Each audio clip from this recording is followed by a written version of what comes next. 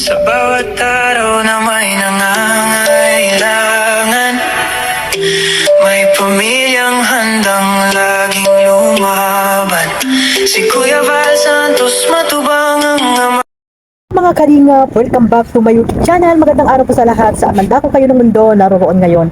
At ito nga guys, no, panibagong reaction tayo mga kalingap dito sa mga kalingap angels na kasama ngayon ni Kuya Val Santos Matubang sa kanyang pag-charity o pagbibigay ng tulong sa mga dating natutulungan ni Kuya Val Santos Matubang mga kalingap. At syempre no, nandiyan po sila Marian, sila tawag dito, Krista, si Jaja, nandiyan din po si at iba pang mga kalingap angels po nakasama po nila Kuya Val at ng Team BSM mga kalingap. At talagang po sila no, naki-operate po sila kay Kuya Val Santos Matubang. Makakasama kaya dito sila Carla, si Baby Beyonce at iba pang mga kalingap angels mga kalingap. Ayan po no, sana po ay suportahan po natin si Kuya Val sa mga ginagawa niya pong pag-charity at syempre sa mga binabalikan niya pong mga natulungan po noong pang wala pang mga love team mga kalingap. At ayan nga no, nagugulat yung mga kalingap angels kasi nga hindi nila kilala yung mga pinupuntahan ni Kuya Val Santos Matubang. Kaya nagugulat na lang sila na may mga ganong mga natutulungan si Kuya Val mula 5 years ago, 6 years ago ay talagang binabalikan po ni Kuya Val Santos Matubang. Pero bago natin simulan ito mga kalingap, syempre magsha-shoutout muna tayo sa ating founder Kuya Val Santos Matubang, Ate Edna Vlogs, Kalingap Rap at sa lahat po ng mga nasa landing pad, ambasador, deputy, mga kalingap scouters, mega love shoutout po sa inyong lahat. Ganoon din po sa mga OFW na walang sawang sumusuporta po sa aking maliit na YouTube channel, Kalingap Maymay, at syempre sa mga sponsor, mga nandiyan po sa Pilipinas na talaga nakasuporta po sa buong Team Kalingap. Shoutout po sa inyong lahat. Syempre sa mga kasamahan ko pong reactor no, sa Team Bios, Karipa, Team Strikers, Team Kamuri, Team tawag dito, Watchers.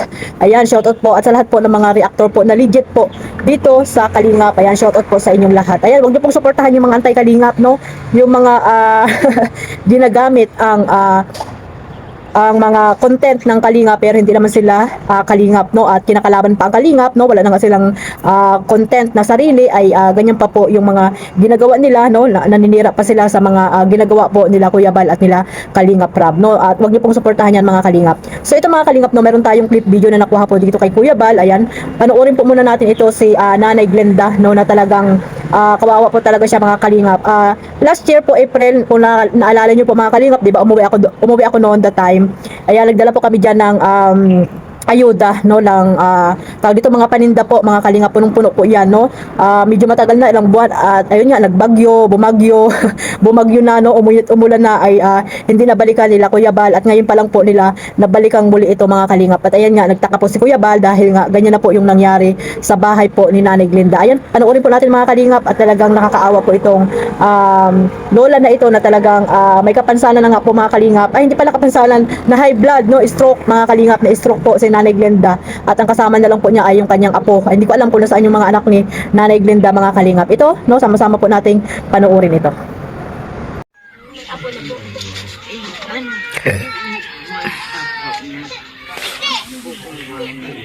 Buti po at kahit pa paano po may kita pa rin po sila. Iyo, kasi mayo ay. Wala nang pangkain si nanay araw-araw pag walang mahina. Iya. Nay, matanong ko lang, may kailan ba po nangyari itong masirang naman? Ay, ano, yung bagyo. Iwan. Ang sumunod po. Ano ba yung pinakawalas? Yung last yung nawala pa. Sino yung uwan pinakamalakas? Iya, iya. At hanggang ngayon po, wala, ganyan pa rin yan. Iyo. Ayos. Mga Kalingap, yung iyo, uupo yun sa mga kinakain. And, Nay, wala po bang barangay na nagbisita dati? Kasi may mga barangay na Tapos pinipicturean nila. Picturean mo na yan.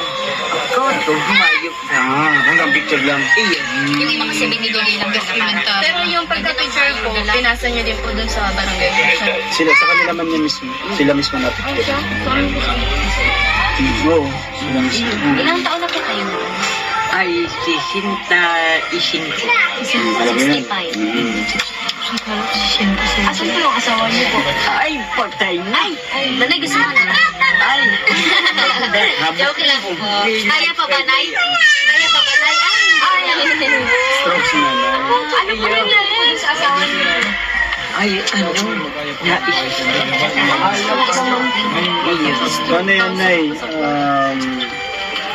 Saan kayo natutulog dito? Iyo. Ay, so. Solo ka lang po. Ay, dalawang apo ko. Paano po kayo nagkakasya dito na? Ay, Siguro to. Lalakad po kayo. Hindi. ginahamakron ko. Ay, ito pong basa na to, dinabalikan mo to? Dahil binyuso po natin. Pinupunasan niyo. Pagkapunas po, dito na. Ay, napansin ko rin na parang kukunti na din yung paningin. Ano, hindi nakalpulis kasing kahoy. May mga kahoy ka na po. Iyo. Yung pera mo po na naiipon na pampunan, binili mo yan ng kahoy para dito sa pampunan. Iyo. Oh.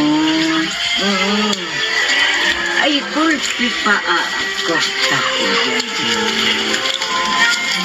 Yan po, andito na po si Team Kalingap para po tulungan kayo para kahit pa paano may pampabubong na Nay, ayan po. bakit po sinira yung bahay mo? Nasira? Nasida. Kaya niyo po, ipagawa natin yan. Ha?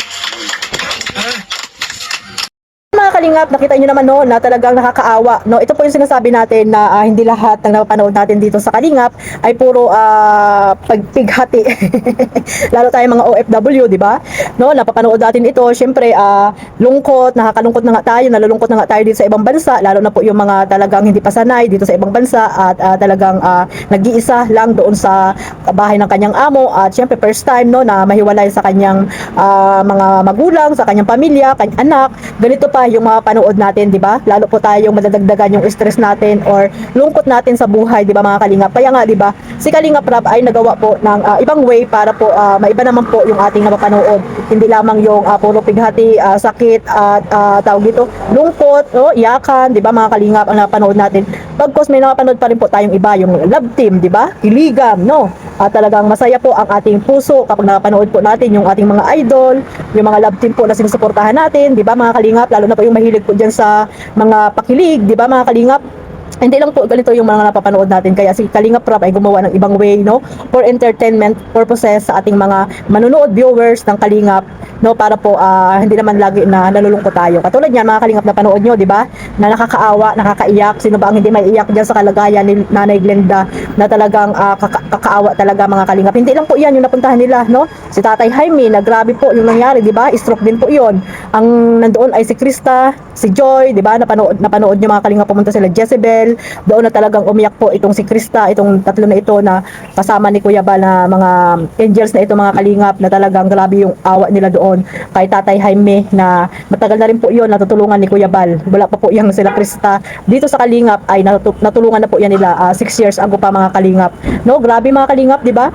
Nag-iisa na sa buhay, walang asawa, tapos yung dalawa niya pang anak ay may kapansana. Napakahirap ng buhay mga Kalingap, nakakaawa talaga itong si Tatay Jaime. Sa hindi pa po nakapanood niyan, ayan, pakipuntahan niyo po ang YouTube channel ni Kuya Bal at panoorin niyo po yung mga binabalikan nila Kuya Bal ngayon kasama ang mga Kalingap Angels na nagbibigay po sila ng kahit pa paano ay mabigyan muli sila ng panibagong pag-asa mga Kalingap, no? Nandiyan po sila Krista, ayan, no, na talaga nakasupport po dito sa ginagawa ni Kuya Bal Santos Matubang.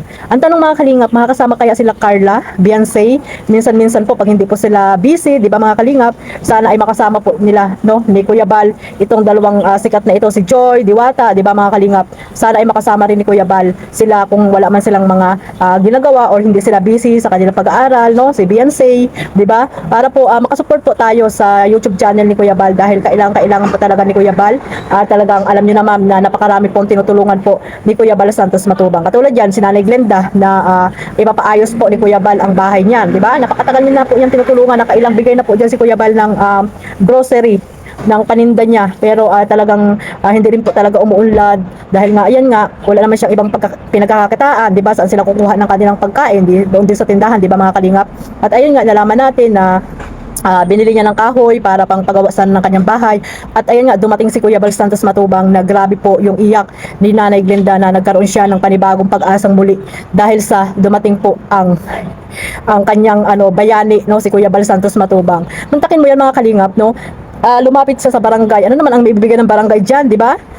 ng mga sa gobyerno. Dapat nga sila yung unang-unang nagbibigay ng mga ganyan, no, sa sa mga senior na katulad ni Nanay Glenda, pero hanggang ngayon wala. Natapos na po ang Pasko at New Year, natapos na yung bagyo, ay grabe yung bahay, nakaganyan pa rin po. Kung hindi kay Nanay Glenda na gumawa ng paraan, may kita doon sa kanyang paninda, binili ng yero, puting yero para po mautay-utay siguro mga kalingap.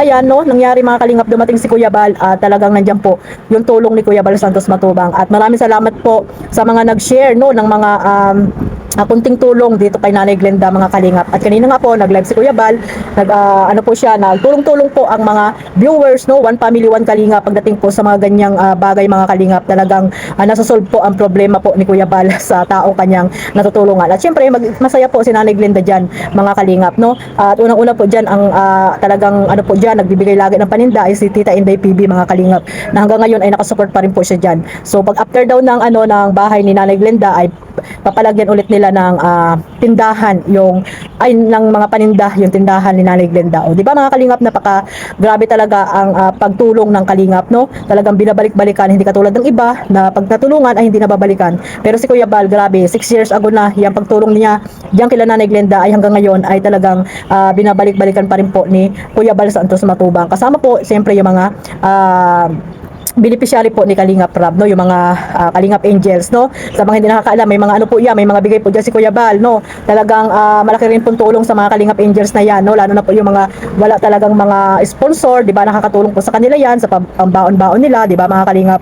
Talagang makakatulong po yan at malaking alwan din po sa kanilang mga magulang, no, yung pagsama-sama nila dito kay Kuya Bal Santos Matubang. So sana po, no, makasama din sila Carla, si Bibi Bianci at si Joy, di ba, at iba pang mga Kalingap Angels dyan kay sila Inkit, di ba, kay Kuya Bal, para masaya po mga kalingap. So hanggang dito na lang po, maraming salamat po sa walang sawang pagsuporta sa aking maliit na YouTube channel Kalingap Maymay. Sa hindi pa po nakasubscribe, ayan, pasubscribe na po and click the notification bell para po update kayo sa aking mga reaction at live araw-araw mga kalingap. At syempre, don't skip ads. Huwag niyo rin pong kalimutang suportahan si Kuya Bal at Edna Vlogs, Kalingap Rab, at ang mga charity vloggers ang mandakot ng lugar po dyan sa Pilipinas. At syempre po yung mga ambassador at mga deputy, no, sa landing pad. Suportahan po natin silang lahat mga kalingap. Yung mga reactor na legit po dito, suportahan niyo po. God bless us all. Mabuhay po ating kalingap. Bye-bye.